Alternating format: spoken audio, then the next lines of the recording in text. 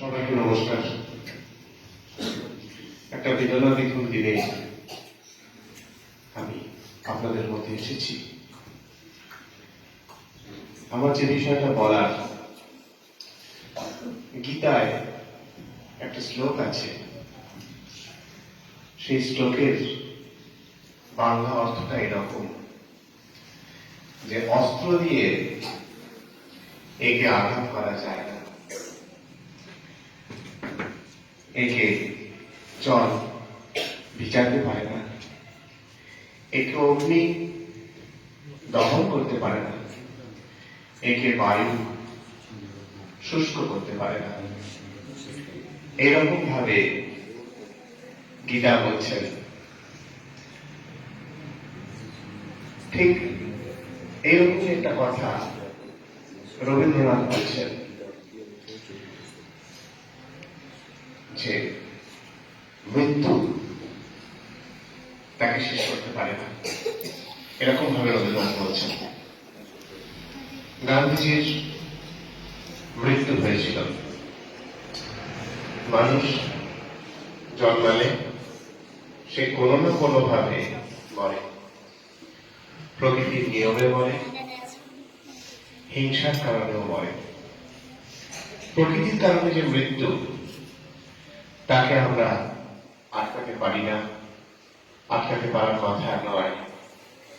আরেকটি যে মৃত্যু, হিংসা, এই হিংসার বিরুদ্ধে গান্ধীজি আমাদের শিক্ষা দিয়েছেন।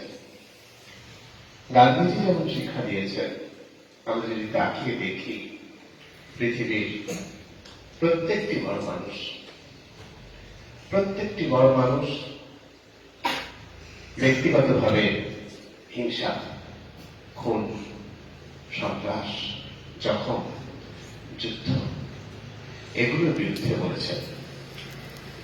পশু যুদ্ধ করে, মানুষ সম্প্রীতি করে, মানুষ সভ্যতা করে। মানুষ সভ্যতা করবে বলেই সে মানুষ। যদি সে সভ্যতা না করে, তাহলে সে মানুষ নয়, পশুর স্বাধীন। আমরা খুব আতঙ্কের সাথে আজকে ঠিক এই সময় দাঁড়িয়ে লক্ষ্য করছি আমাদের রাজ্যে, জেলায় জেলায়, গোটা দেশের, রাজ্যে রাজ্যে, গোটা পৃথিবীর দেশে দেশে, বহু জায়গায় নিরীহ মানুষ, সাধারণ মানুষ নানা কারণে মারা যাচ্ছে, যেটা স্বাভাবিক মৃত্যু নয়। মানুষকে খুন করা হচ্ছে, নানান ধরনের হিংসা চাপিয়ে দেওয়া হচ্ছে। আমরা যদি মনে করি যে চার দেয়ালের মধ্যে আছি বলে আমরা ভালো থাকবো, তা কিন্তু হচ্ছে না। নিজের বাড়িতে খুন হচ্ছে মেয়েরা, বাবার হাতে খুন হচ্ছে, দাদা ভাই মেয়েদের হাতে খুন হচ্ছে, শ্বশুর বাড়িতে গিয়ে স্বামীর হাতে, শ্বশুরের হাতে খুন হচ্ছে, আপন জনেদের হাতে খুন হচ্ছে। জেলের ভেতর বন্দী অবস্থায় মানুষ খুন হচ্ছে। এই যে ভয়াবহ হিংসার দাপট, এর বিরুদ্ধে রুখে দাঁড়ানোর প্রয়োজন সমস্ত সভ্য মানুষের, এবং আপনি আমি আমাদের সকলের। কেননা আমরা সভ্য মানুষ। আমরা দেখছি যে যারাই মানুষের উৎকর্ষের কথা বলতে গেছেন, তাদেরকে কিন্তু কোনো না কোনো ভাবে অসম্মানিত করা হয়েছে। আমার খুব মনে পড়ছে সক্রেটিসের কথা।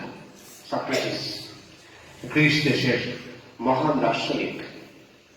তিনি ছাত্রদেরকে শিক্ষা দিতেন, মানুষ হতে শেখাতেন, নিজের চিন্তা ভাবনা, যুক্তি, বুদ্ধিবৃত্তির বিকাশের উপর তিনি জোর দিতেন। এবং আপনারা জানেন যে ভালো করে লেখাপড়া করলে মানুষের ভেতর থেকে আদরগুলো খুলে যায়। মানুষের চোখের সামনে যে একটা পর্দা আছে, সেই পর্দাটা সরে যায় লেখাপড়ার এই গুণ। আমি বই মুখস্থের কথা বলছি না, আমি লেখাপড়ার কথা বলছি, যেটাকে জ্ঞান অর্জন করে। জ্ঞান অর্জন সলা করা আমাদের ঋষিরা শিখেছেন। যে কাজল যেমন মা পরিয়ে দিতেন ছোটবেলায়, চোখেতে কাজল দিতেন চোখ ভালো থাকবে বলে, তেমনি প্রকৃত গুরু, প্রকৃত শিক্ষক তিনি কি করেন? জ্ঞান অর্জন সলা করা, জ্ঞানের কাজলের মধ্যে দিয়ে, সেই কাজল পরিয়ে আমাদের একটা আলোকোত্তীর্ণ জগতে, আলোর মধ্যে আমাদের প্রবেশ করা। সক্রেটিস সেই কাজ করছিলেন এবং শাসকেরা ভয় পেলেন। শাসকেরা দেখলেন যে এই লোকটি তো ভয়াবহ বিপদ ঘটিয়ে দেবে, এই লোকটিকে তো বাঁচতে দেওয়া যাবে না। তারা অভিযোগ আনলেন এই লোকটি ছাত্রদের দুর্বিনীত করে তুলছে, ছাত্রদের খারাপ করছে। অতএব লোকটি শাস্তি ধার্য হয়ে গেল। কি শাস্তি? শাস্তি হচ্ছে যে তোমাকে হেমলক পান করতে হবে। হেমলক কি? হেমলক হচ্ছে একটা বিষ। হেমলক একটা বিষ। বিষ পান করলে কি হয়? মানুষ মারা যায়। সক্রেটিসের যারা আপন বন্ধু, তারা বললেন যে তুমি প্রতিবাদ করো, তুমি বলো যেটা আমি কি করেছি, বা কোনোভাবে একটা অ্যাডজাস্ট করো। সক্রেটিস বলেন না, আমি করবো না, আমি হেমলক পান করবো। কেন? তিনি জানতেন যে শরীরের মৃত্যু একদিন হবে, কিন্তু এই যে জ্ঞান, এই যে সভ্যতার প্রতি অনন্ত প্রেম, এর কোনো মৃত্যু হবে না। তাই জন্য আজ আমি সামান্য একজন সরকারি কর্মচারী এখানে দাঁড়িয়ে সক্রেটিসকে স্মরণ করছি। সক্রেটিসকে জানতেন যে আমি তাকে স্মরণ করবো। আমি যিশুর কথা বলি। যিশু কি বললেন? যিশু বললেন সব মানুষ অমৃতের সন্তান। যেই তিনি বললেন যে সব মানুষ অমৃতের সন্তান, তাহলে কি হল? তাহলে সব মানুষ সমান হয়ে গেল। কিন্তু সব মানুষকে সমান আমরা তো নানানভাবে আলাদা আলাদা করে রেখেছি। কেউ ভিখারি, কেউ রাজা, কেউ প্রজা, কেউ কর দেবে, কেউ কর নেবে, কেউ চাবুক মারবে, কেউ চাবুক খাবে। এই তো সমাজ। আর যদি বলে দেয় যে আমরা সবাই অমৃতের পুত্র, অমৃতের পুত্র বলা কাহারা শোনালো বিশ্বময়, আত্মবিসর্জন করি রক্তারে কি জানিল অক্ষয়। সেই মানুষ হচ্ছেন যিশু। যিশু বললেন আমি অমৃতের পুত্র, অথচ তা তো নয়। উনি একটা ছুতরের ছেলে, ছুতর যে কাঠের মিস্ত্রি, তার ছেলে। কিরকম ছেলে? ঠিক মতো বিয়েও হয়নি। বিয়ের যে অনুষ্ঠান যিশুর মার সাথে যিশুর বাবা, সেটা হয়নি। একেবারে সাধারণ একটা লোক। সেই লোকটা বলল আমি অমৃতের সন্তান। রাজারা সহ্য করবে কেন? সহ্য করলো না। বলে আরে এই লোকটা তো বিপদ বাজিয়ে দেবে। এই যদি সবাইকে সমান বলে দেয়, তাহলে আমাকে রাজা বলে মানবে কেন? আমাকে তো মানবে না। আর আমার যদি রাজা বলে না মানে, আমি তাহলে রাজাগিরি করবো কি করে? আমার বিলাস ব্যসন এগুলো আসবে থেকে আসবে না। তাহলে এই লোকটা বিপজ্জনক, একে মানো। একজন রানী, রাজার বউ, সে স্বপ্ন দেখল যে একটা সাধুকে মারা হচ্ছে। সে শাসক, শাসকের নাম পিলাত, তাকে অনুরোধ করলো যে তুমি লক্ষ্মীটি এই সাধুটাকে ছেড়ে দাও, লোকটা ভালো, আমি স্বপ্ন দেখেছি। পিলাতেরও মনে হলো, শাসকের মনে হলো তাকে ছেড়ে দেওয়া যাক। কিন্তু শুধু রাজা নয়, রাজার চারপাশে এমন অনেক লোক থাকে, একটা শ্রেণী, তোমাদের শ্রেণীর কথাটা বুঝতে হবে। সেই শ্রেণী চাইল না যিশুকে ছাড়া হোক।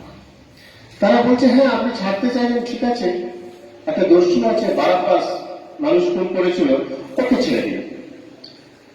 দেখো, মানুষ যে খুন করেছিল বারাব্বাস, তাকে ক্ষমা করা হবে। আর যে মানুষ খুন করেনি, যে মানুষকে ভালোবেসেছে, মানুষের জীবনকে সম্মান দিয়েছে, বলেছে আমরা অমৃতের পুত্র, এই কথাটুকু বলার অপরাধে তাকে কি করা হয়েছিল? ক্রুশবিদ্ধ করা হয়েছিল। মানে হাতে পায়ে গজাল ঢুকে যতক্ষণ না মরে যাচ্ছে ততক্ষণ অব্দি টানিয়ে রাখা হবে। কাদের সাথে রাখা হলো? দুদিকে দুটো চোর, চোরের সাথে সমান করে যিশুকে সাজা দেওয়া হলো। আর যাবার আগে কাঁটার মুকুট পরিয়েছিল মাথায়, মাথা দিয়ে রক্ত ঝরছে, কাপড়টাও খুলে নিয়েছিল আর গায়ে থুতু দিয়েছিল। এরকম হয়, যিশুর তাই হয়েছিল। আমাদের দেশে আমরা আরেকজন মানুষের কথা বলি, বিদ্যাসাগর মশাই। বিদ্যাসাগর মশাই সবচেয়ে দুর্ভাগা যে অংশ, বাল বিধবা, অল্প ছোট ছোট বয়সে মেয়েদের বিয়ে হতো, বুড়ো বুড়ো লোকের সাথে বিয়ে হতো, তারপর বুড়ো লোকগুলো প্রকৃতির নিয়মে মারা যেত, মেয়েরা হতো বিধবা, আর সেই বিধবাদের উপর নানান অত্যাচার হতো। বিদ্যাসাগর মশাই এগুলোর বিরুদ্ধে লড়েছিলেন, বহু বিবাহের বিরুদ্ধে লড়েছিলেন, মেয়েদের শিক্ষা দেবার দাবিতে লড়েছিলেন। লড়তে লড়তে ক্লান্ত একটা মানুষকে সমাজ ভালোবাসেনি। সমাজ ভালোবাসেনি বলেই শেষ জীবনে তাঁর আর ভালো লাগতো না। তিনি তার কর্মক্ষেত্র কলকাতা, সেখান থেকে দূরে চিত্তরঞ্জন বলে একটা জায়গা আছে, সেইখানে কারমাটার, সেখানে তিনি থাকতেন। তার ভালো লাগতো না, নিজের গ্রামেও আর যেতে ভালো লাগতো না, খুব অসহায় বোধ করতেন। তাকে মেনে নেয়নি।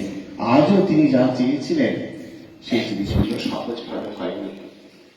তারপর আমি গান্ধীজির কথায় আসি। গান্ধীজি একটা অদ্ভুত কাজ করলেন। আমাদের দেশে কিন্তু নেতার কোনো অভাব ছিল না, অনেক নেতা ছিলেন এবং তারা শ্রদ্ধেয় নেতা। প্রচুর পড়াশোনা জানতেন, দারুণ তেজস্বী, দারুণ ভালো বলতে পারতেন, খুব ভালো ইংরেজি লিখতে পারতেন, যোগ্য অনেক মানুষ ছিলেন। কিন্তু দেশের সাধারণ মানুষের কথা যদি বলি, একেবারে সাধারণ ভারতীয়রা কি ছিল? নিষ্পেষিত। দীর্ঘদিন ধরে সাধারণ মানুষের জন্য লেখাপড়ার ব্যবস্থা আমাদের দেশে ছিল না। আজও আমাদের ঘর থেকে টেনে টেনে নিয়ে এসে লেখাপড়ার কথা বলতে হয়, লেখাপড়ায় যাতে উৎসাহ পায় তাই কন্যাশ্রী দিতে হয়, স্কুলে মিড ডে মিল দিতে হয়, কেননা বাড়িতে খাবার জোগাতে পারে না বাপ মা, আর মেয়েদেরকে পড়তেই দিতে চায় না আজও। সেই জন্য কন্যাশ্রী দিতে হয়। এটা পাল্টা স্বীকার করা যে হ্যাঁ, আজও সমাজ চায় না মেয়েদের লেখাপড়াটা হোক, সেই জন্য দিতে হয়। তাহলে এই যে দীর্ঘদিন ধরে লেখাপড়া শিখতে না দিয়ে সাধারণ মানুষকে একটা অসহায় অবস্থায় ঠেলে দেওয়া হয়েছিল। এই মানুষগুলো বুঝতেই পারত না যে স্বাধীনতার জিনিসটা কি। স্বাধীনতার জিনিসটা তো কতগুলো বক্তৃতা দেওয়া নয়, স্বাধীনতা মানে ভোট দেওয়া নয়, নেতা মন্ত্রী হওয়া নয়। স্বাধীনতা মানে হচ্ছে যে নিজের বিবেক বুদ্ধি যা প্রকৃতি দিয়েছে সেটাকে কাজে লাগিয়ে নিজের জীবনকে পরিবর্তন করা, উন্নত করা, এটা হচ্ছে স্বাধীনতা। সেই জিনিসটা কিন্তু গান্ধীর আগে কেউ ভাবেনি। আসলে ভাবতে গেলে তো সমান হতে হয়। আমি যদি তোমাকে ভালো না বাঁচতে পারি, তোমরা সমান না করি, তখন রবীন্দ্রনাথ কি বলছেন? তোমার মঙ্গল ঘেরি পরিবেশে ঘোর ব্যবধান, অপমানে হতে হবে তাহাদের সবার সমান। এভাবে হচ্ছে মানুষের দেবতারে বঞ্চিত করিয়া জানে, তবু কাছে দাও নাই স্থান। কিন্তু কাছে স্থানটা দেওয়া হয়নি। আমি শিক্ষিত, আমি পণ্ডিত, আমি বিহার ফেরত ICS, আমি ব্যারিস্টার, আমি সাংবাদিক, আমি শিক্ষক, আমি আমি আমি কিন্তু যে মানুষটা চাষ করে, বঙ্কিম কি বলছেন? বঙ্কিম বলছেন রামা বৈবর্ত, বৈবর্ত মানে ক্যাওট, যে মাছ ধরে জীবিকা নির্বাহ করে, খুব নিচু শ্রেণীর। রামা কৈবর্ত আর হাসিম শেখ, তাদের যদি মুক্তি না পায় আমি কোন উন্নতি দেখি না। বঙ্কিম বলছেন একেবারে নিচের তলার হিন্দু মুসলমান, চাষার চোলা, এদের উন্নতিকে বঙ্কিম বলছেন দেশের উন্নতি। আর বিবেকানন্দ কি বলছেন? নতুন ভারত বেরোক চাষির ঘর থেকে, ভুনাওয়ালার ঘর থেকে, এভাবে বলছেন। একেবারে যারা গরিব মানুষ, দলিত, দলিত কথা আমরা আজকে রাজনীতিতে শুনতে পাই, দলিত। বিবেকানন্দ তাদের ঘর থেকে নতুন ভারতকে চাইছেন। কিন্তু গান্ধীর আগে রাজনীতিবিদরা সেই কথাটা ভাবে সেভাবে। গান্ধী কি করলেন? গান্ধী মানুষের সাথে সহজ হলেন। তোমরা গান্ধীর পোশাকটা জানো? একেবারে সাধারণ, গরিব, একেবারে নিম্নবিত্ত ভারতীয় পোশাক। গান্ধীজি লবণ সত্যাগ্রহ করলেন, অনেক কিছুই করার ছিল, কিন্তু আমার দেশের গরিব মানুষের নুন দিয়ে ভাতটুকু জোটে, আবার অনেক সময় নুন আনতে পাল্টা কুড়ায়, তাই তো? তাই জন্য নুন জিনিসটা গরিব মানুষের চেনা নুন, সেই নুনের দাবিতে উনি আন্দোলন করলেন। কেন? বার্তাটা পৌঁছে দেওয়া। যে ভাষায় বললে, যে আঙ্গিকে বললে সে বোঝে, সেই আঙ্গিকটা নিজের মধ্যে দিয়ে এলেন। আর কি করলেন? পথ হাঁটতেন। গরিব মানুষ গাড়ি চলতে পারে না, তাকে পথ হাঁটতেই হয়, বাধ্য হয়। গান্ধীজি সেটাকে একটা লড়াইয়ের জায়গা দিলেন, যে পথ হাঁটা। আর কি? আর হচ্ছে যে চরকা কাটা। চরকা নিয়ে অন্য অনেক কথাই বলা হয়েছে, কিন্তু গরিব মানুষ, ওই যে আমাদের গান আছে, মায়ের দেওয়া মোটা কাপড় মাথায় তুলে নেড়ে ভাই। এই যে সাধারণ মানুষের কাছে যাওয়ার, তাকে সংগঠিত করার জন্য যদি তাকে টেনে আনতে না পারি, তাহলে এই দেশটার ক্ষমতা হস্তান্তরটুকু হবে, স্বাধীনতা হবে না। মানুষ ভোট দিতে গিয়ে ভোট দিতে পারবে না, বোমাবাজি করে বুথ দখল করে তাকে ফিরিয়ে দেওয়া হবে। মানুষ ভোটে দাঁড়াতে চাইলে তাকে সেই অফিসে, সরকারি অফিসে ঢুকতে দেওয়া হবে না, বাইরে আটকে দেওয়া হবে। মানুষ কোনো কারণে ভোটে জিতে গেলে টাকার লোভ দিয়ে তাকে কিনে নেওয়া হবে। এই যে জিনিসগুলো, এই জিনিসগুলো তো স্বাধীনতা নয়। গান্ধীজি চাইলেন সাধারণ মানুষকে যুক্ত করে দিতে। গ্রাম স্বরাজের কথা বললেন। আমার দেশে 5 লক্ষ গ্রাম আছে।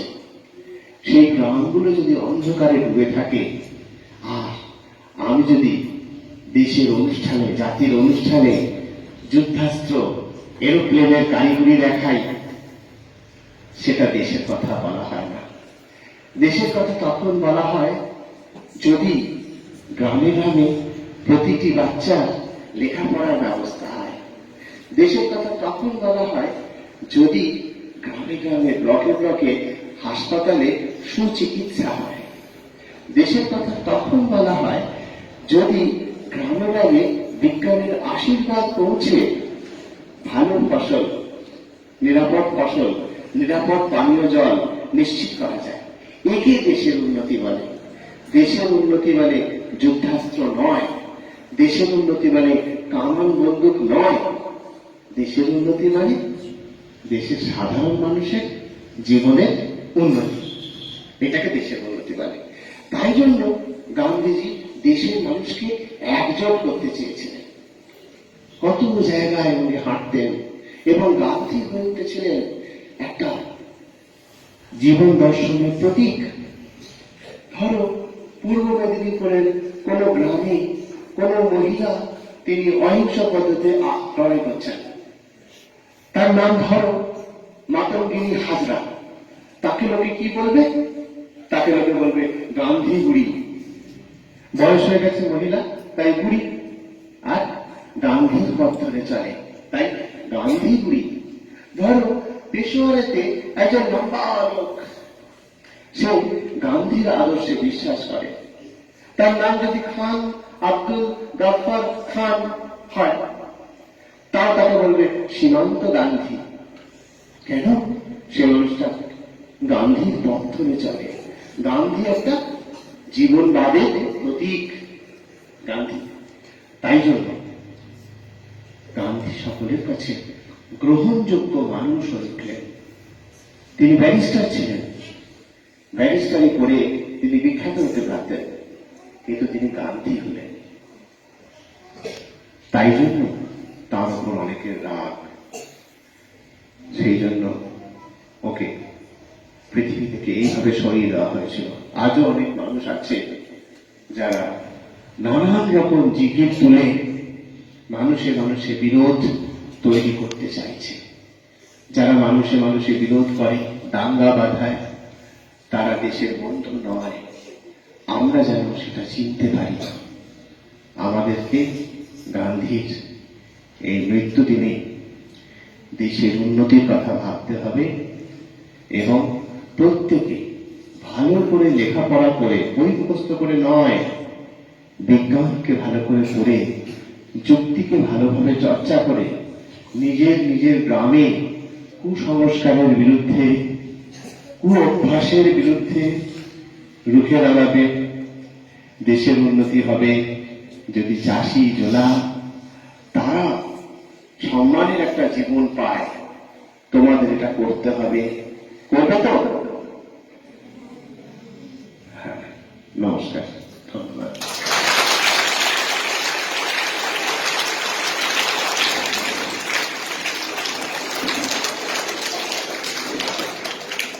শিবানী মহাশয়কে